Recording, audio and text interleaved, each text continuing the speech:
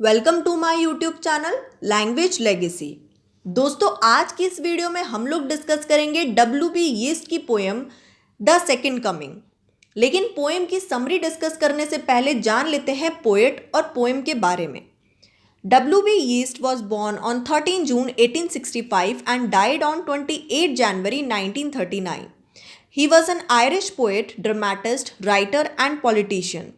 He was one of the foremost figures of 20th century literature. W.B. Yeats was awarded with the Nobel Prize in 1923. अब जान लेते हैं poem के बारे में। The poem was written in 1919 and first printed in The Dial in 1920. This poem is an lyric poetry in which the poet conveys the hidden meaning about the morality and destruction of the moral principle. इस poem के अंदर poet ने हमको post war Europe की image या फिर atmosphere को दर्शाया है। जिस टाइम पोएट ये पोएम लिख रहे थे उस time first world war recently होकर चुका था और उसके बहुत ही ज़्यादा negative effects not only in Europe but all over world में हुए थे। तो यहाँ पे पोएट ने हमको वही नेगेटिव इफ़ेक्ट क्या हुए थे, क्या उसका लॉस वर्ल्ड में हुआ था, कितना कुछ इम्पैक्ट वो वर्ल्ड वॉर छोड़ गया था, वो सब पोएट ने इस पोएम में हमको बताया है। ये जो पोएम है ये 2 स्टैंजाज में डिवाइड है। फर्स्ट स्टैंजा में पोएट हमको बताते हैं कि कैसे वॉर के बाद जो दुनिया है उसके अंदर कितनी ज़्यादा शोर शराबा, कन्फ्यूजन, पेन, डिस्ट्रक्शन, मतलब सब चीज़ एक तरीके से बहुत ज़्यादा नेगेटिव होती जा रही है, कुछ भी अच्छा नहीं हो रहा है।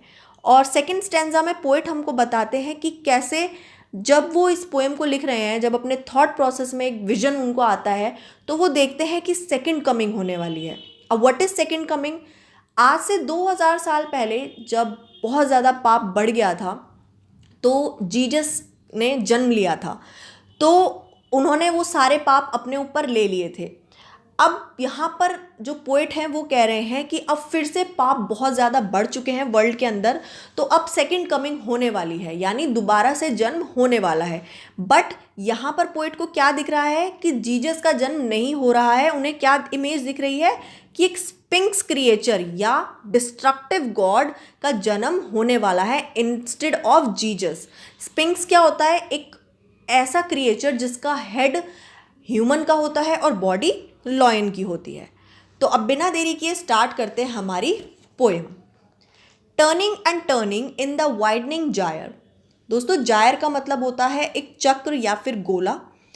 तो ये जो जायर है, जो गोल गोल घूम घूम कर बड़ा होता जा रहा है, ये चक्र जो घूम घूम कर बड़ा होता जा रहा है और ऊपर जाता जा रहा है। The falcon can not hear the falconer. Falcon का मतलब होता है बाज और फैल्कनर का मतलब होता है बाज को संभालने वाला या फिर बाजीगर। तो यहाँ पर पोएट कहते हैं कि बाज अब अपने मालिक की आवाज़ नहीं सुन पा रहा है या फिर नहीं सुन रहा है। तो इस पोएम के हिसाब से जो फैल्कन है ये रिप्रेजेंट करता है ह्यूमंस को और जो फैल्कनर है ये रिप्रेजेंट करता है गॉड को। तो इस लाइन का जो मतलब निकलेगा वो ये निकलेगा कि जो ह्यूमंस हैं वो अब भगवान की बात नहीं सुन रहे हैं, यानी उनके अंदर अब गॉड का जो डर है वो अब बिल्कुल भी नहीं है।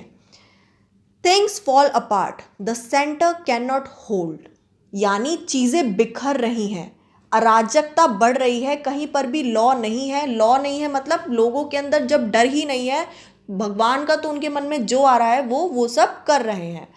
तो अराजकता बढ़ती जा रही है, केंद्र की पकड़ कमज़ोर हो गई है। केंद्र की यानी अब भगवान का कोई इंसानों के अंदर खौफ नहीं रहा है, उनकी पकड़ कमज़ोर हो गई है, इंसान अपने मन की कर रहा है।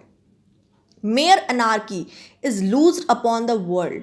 The blood dimmed tide is loosed and everywhere the ceremony of innocence is drowned. यानी जो वर्ल्ड है उसमें जो अराजकता बहुत ज़्यादा फैल गई है, यानी कोई लॉ नहीं रहा है, खून खराबे की लहरें चारों तरफ फैल गई हैं, यानी वॉयलेंस इतना ज़्यादा हो रहा है कि खून खराबे की नदियाँ चारों तरफ फैल गई हैं। और जो इनोसेंस है, जो मासूमियत है, वो मानो कहीं डूब सी गई है। अच्छे लोगों में अब आस्था नहीं रही है। ठीक है, the ceremony of innocence is drown, the best lack all conviction while the worst are full of passionate intensity. तो अच्छे लोग जो हैं अब उनमें भगवान में आस्था नहीं रही है, उनको लग रहा है कि कितना गलत हो रहा है, कितनी ज़्यादा डिस्ट्रक्शन हो रही है। अब उन अच्छे लोगों में एक उम्मीद भी नहीं रही है, उनको लग रहा है अब क्या ही सही हो जाएगा, अब इतना कुछ डिस्ट्रक्शन जब हो रहा है।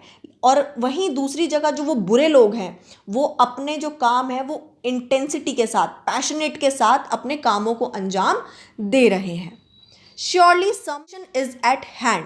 रेवलेशन का मतलब होता है कुछ रहस्यमयी। तो पोइट क्या कह रहे हैं कि ज़रूर बहुत जल्द कुछ रहस्यमयी सामने आने वाला है। Surely the second coming is at hand. तो यहाँ पर पोइट को लग रहा है कि ज़रूर सेकेंड कमिंग होने वाली है। अब यहाँ पर इसके बाद जो पोएट हैं वो अपने थॉट वाली दुनिया में चले जाएंगे, उनको वहाँ पे विजन वाली दुनिया में चले जाएंगे।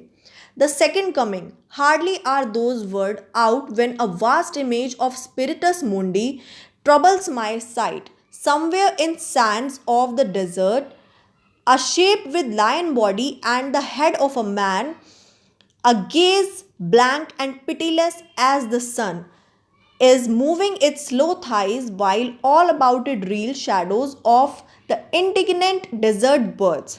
यानी अब पोएट बोलते हैं कि द सेकेंड कमिंग, जितने में मैंने ये बोला उतने में ही मेरे को एक इमेज दिखती है, एक विजन आता है किसका, स्पिरिटस मुंडी का। स्पिरिटस मुंडी क्या होता है, रेगिस्तान में एक जो कठोर सा जानवर होता है ना, तो उसकी जो इमेज होती है वो जानवर दिखने में बड़ा ही निर्दयी, बहुत ही कठोर, बहुत ही डरावना होता है। तो पोएट कहते हैं मेरे को जब मैं ये लिख रहा था पोएम की ये लाइन कि द सेकेंड कमिंग, उसके तुरंत बाद ही वो विजन आता है जिसमें मेरे को स्पिरिटस मुंडी की इमेज दिखती है। तो जब पोएट को वो इमेज दिखती है, पोएट अपने उस विजन वाले स्टेट पर एंटर करते हैं, उसके बाद पोएट कहते हैं कि उस इमेज को देखकर पोएट बहुत डर जाते हैं कि वो इमेज इतनी डरावनी होती है।